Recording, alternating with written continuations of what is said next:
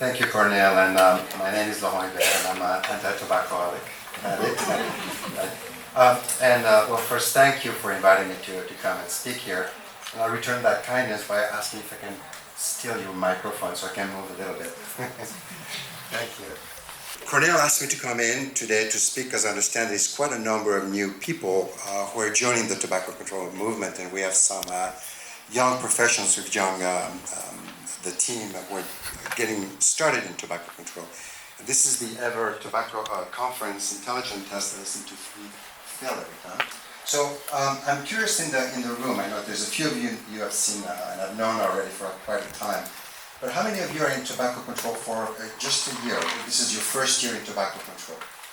So I see a few hands. So we have a few people who are just joining. How many people have been about 5 years working in tobacco control?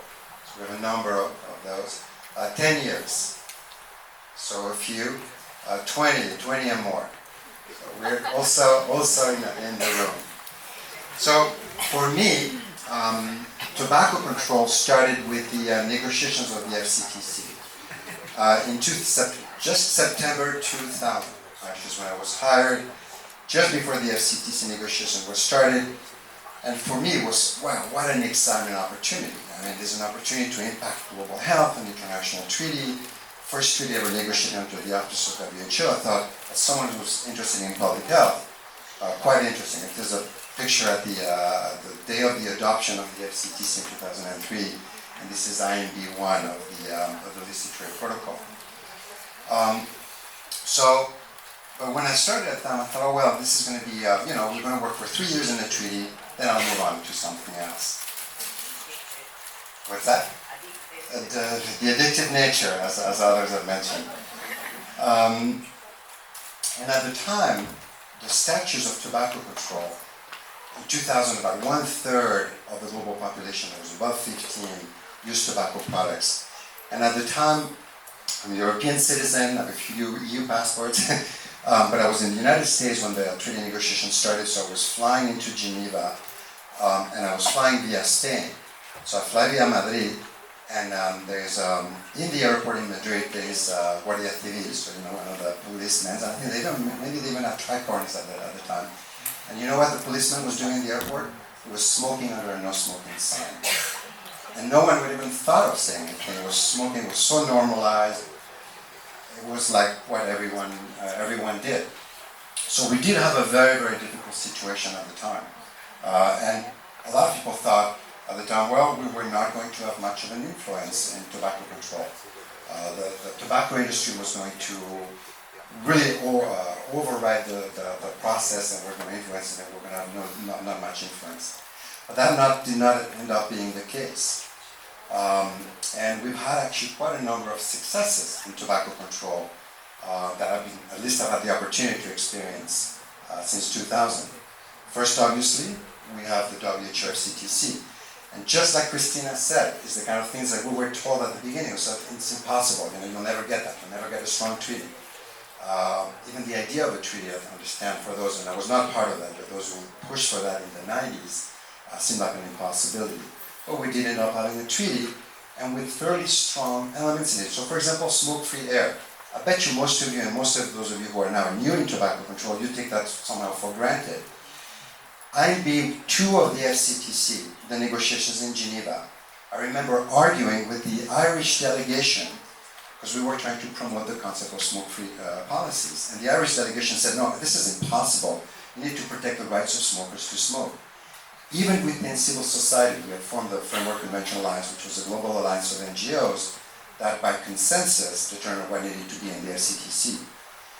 The FCA did not agree to include smoke-free policies in it. It was too radical. It was considered, oh, smoke-free bars and restaurants, you'll never get that. Are you crazy? This is impossible. Nonetheless, Article 8 made it into the FCTC, which was adopted in 2003. By 2004, it was the topic du jour. It's what everyone wanted to do was smoke-free policies. Interestingly, 5 years earlier, people said you were crazy. There was only California that was doing it, and there was in Norway they had some policies, but it was not comprehensive. So what seemed impossible, we did get it in the treaty. Then, further along, we get the illicit trade protocol. Then there was a high-level meeting on non-communicable diseases. It was the only second high-level meeting on health at the UN. The first one had been in 2000 to deal with HIV/AIDS. We had an opportunity that came from the led by the Caribbeans to address non-communicable diseases and its risk factors. And we wanted to make sure that we had tobacco front and center. Again, we thought we could have some oppositions, but we did manage to have tobacco control front and center in the non-communicable disease agenda. But another area where I was told, absolutely crazy, you'll never get it. I'm sure you're all familiar with the UN Sustainable Development Goals, which replaced the Millennium Development Goals. And those, unlike the Millennium Development Goals, which were done at the UN by a very small group of people, those were negotiated by consensus through the UN system. And we started a campaign to try to influence the UN Sustainable Development Goals, and we did it first along with the NCD agenda. But I wanted to have really a tobacco target in it. And was told, even by the directors of some of your very respectful NGOs, it's like, well, of course, it's a great idea, but you'll never get it. You might as well bang your head against the wall, because this is not something that's going to happen. But we did get it. We were able to get target 3A in the UN Sustainable Development Goals, which calls on countries to accelerate the implementation of the FCTC. Again, another example of being told, you cannot make it happen, it's impossible, but we did get it in. Another thing that I think is absolutely fantastic over the past 23 years has been the growth of the tobacco control movement. This is just one big picture during one of the negotiations earlier on. I think this may have been one of the illicit trade protocol ones. But the tobacco control community has a tremendous amount of wealth of knowledge. There's this Confucius quote that I really like to use, which is out of every 3 people you meet could be your master. And this is what I found in tobacco control. In this case, almost 3 out of 3 people I meet can be my masters. I'm learning so much from this community in so many different areas. With your expertise at country level, the new ways of addressing policies, and so on and so forth. So there's an amazing amount of knowledge within the tobacco control community. And one of the things that I find very interesting, having expanded outside of the tobacco control community, is how people work in human rights and environmental issues, human rights issues, how they admire the tobacco control community. I did not realize it, but they think that we're amazing advocates, which makes sense. All of you are battling against very difficult industries day in, day out. Very strong corporate interests, very often you deal with very, very little resources. Let's see, for example, our friends from Spain, for example, where I managed to do a tremendous amount with very little resources. So, an amazing community, and for those of you who are new, definitely take advantage of those who are here in this room. But there is a lot to be done still. So we have quite a few successes, things that seemed absolutely impossible 23 years ago when I started. And we've come a long way. And now for example, I bet 23 years ago they would have been smoking somewhere here in this room, or in the breakfast room in the hotel. But we still have a lot of people who die, the number of smokers often increases because of the population increase. So we're hardly done with the problem. And then we have all the new products entering the market and so on and so forth. So one of the areas that I found very interesting, and one area also, a few of you have mentioned the need for synergy, the need for cooperation, is working across and taking advantage of other mechanisms, especially within the UN system. You're all familiar with the UN Declaration of Human Rights, and tobacco is an obstacle and a challenge to achieving many of the rights that are being recognized at the higher level of international law. And when I talk about human rights, I'm not talking about, your right to, to buy cheap coffee or whatever it would be. Here I'm talking about the rights that are being recognized at the highest level of international law, and are codified in those treaties that most of you countries in Europe have ratified. So for example, the entire European Union has ratified the Convention on the Convention on the Rights of the Child, for example. And clearly, tobacco and the tobacco industry impacts the right to life, the right to health, protection of children, the right to education and information, the right to work in healthy conditions, and also it impacts the rights of very specific populations which are protected under international law through human rights treaties. Children, women, people with disabilities, LGBTQ, also some of the native populations and so on and so forth. And it's quite interesting, for example, I was listening to a Maori colleague a few days ago, and he was describing, for example, the tobacco epidemic in New Zealand is totally a colonial thing. The Maori population was not a population that used tobacco products. They have a high level of prevalence, much higher than the white population, and mostly it's to benefit high-income corporations in high-income countries. So there is a tremendous opportunity for human rights, and one of the rights that's particularly important, well, first of all, this, I'm going to show this, which you probably have seen this quote from the Danish Institute for Human Rights, where they recognize, and they recognize this after I think a lot of you are familiar with this is after ending a formal relationship with Philip Morris International, where actually the Danish Institute for Human Rights, what they did is they did a human rights audit of Philip Morris through its entire life chain.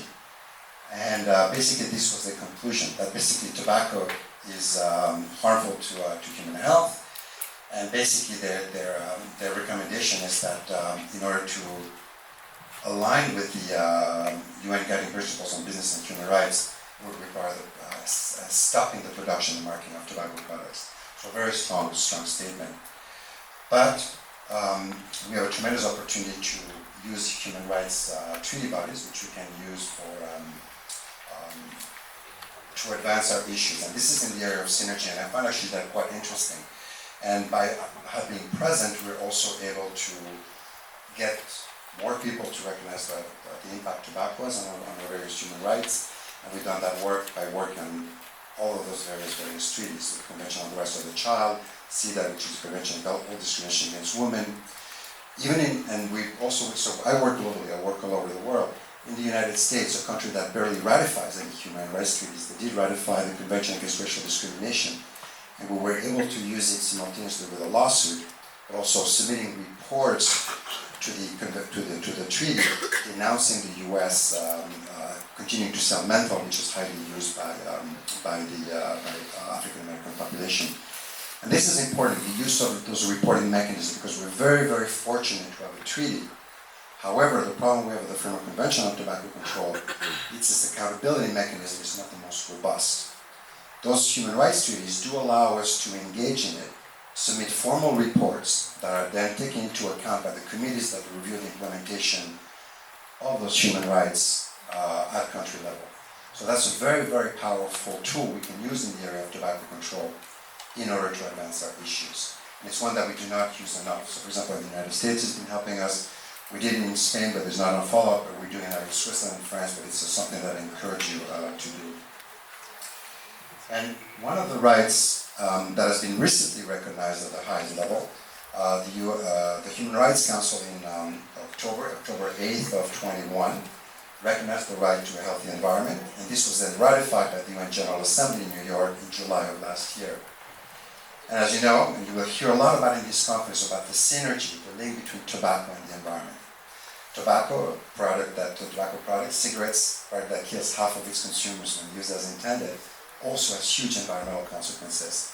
I understand, according to some data, it suggests that 10% of deforestation in low-income countries is due to tobacco products. 10%. In the context of what we're dealing with global climate issues, etc., etc. That's not a small amount. And for a product that's pretty useless. Cigarette filters, cigarette butts, which are not pretty, as much data suggests that they're not actually do anything for health. They're one of the most likely products to be discarded by the user, and they're everywhere. As you can walk out of here and you're going to see tons of cigarette filters, cigarette butts, littered all over the place. And we have amazing opportunities working with environmental treaties. There's, for example, the Ocean Conference in Barcelona next year. There's one area where you're going to hear a lot about it during this conference, during those next 3 days. It's the UN Treaty to End Plastic Pollution. This is the treaty that just started to be negotiated just about a year ago, and it's supposed to be finished by 24. And we have a unique opportunity to make sure that filters are included as single-use plastic that's problematic and must be banned. And this is a one-time opportunity. We had a one-time opportunity to get the FCTC. We had a one-time opportunity to get Article 8 in the FCTC. We had a one-time opportunity to influence the Sustainable Development Goals. You have a one-time opportunity to make sure that cigarette filters are in it. Let's not miss that opportunity because 80% in life is showing up. And we're definitely not done yet at all. There's much work to do, especially for you in the young population. We have a lot of work to do. And the end game is coming. You've heard we have New Zealand, which, for example, has increased the age of sale to where no one born after 2009 will be able to buy tobacco products. Last week, the UK just has made a similar announcement. Europe has a unique opportunity. We're talking about it in the context of the cancer plan, of achieving a tobacco-free Europe by 2040. How will we do that? We have an amazing citizens petition that Raquel started. We need to get signed. It's a missed opportunity. We need to get the 1 million signatures. But no matter what, the end game is coming, whether we like it or not. Even if we don't get it this time, the 1 million signatures, it is going to happen. Do you want to be leaders or followers in this context? You have an opportunity to be a leader. Take it. Because it is happening. We've seen a number of jurisdictions that are really determining now this product is not a product that can be a consumer good product. It's too dangerous. It does not belong in the market. Let's do what we would do if this product was entering the market today. We would never allow it. So we have an opportunity coming with the end game movement. So join the movement and make the impossible possible. We started. We took the first steps. The youngest ones in the room, you can take it to the end, and you can make this a much better world for us. Not only, and in context, if you are able to address tobacco, you're addressing not only health issues, you address the right of women, the right of children, the right to a healthy environment, and you can also, in my case, for me it's been a privilege to be in tobacco control 23 years. I've learned so much in this field. I've had the opportunity to grow so much. And I've had opportunities to move on to other fields and I've not taken them because there's so much to do still and so much to learn. So I encourage you all to continue in this fight. You're all really an amazing set of global health, public health leaders, and continue this work. And together we will make it possible and have a tobacco-free generation within I hope within my lifetime. Thank you so much.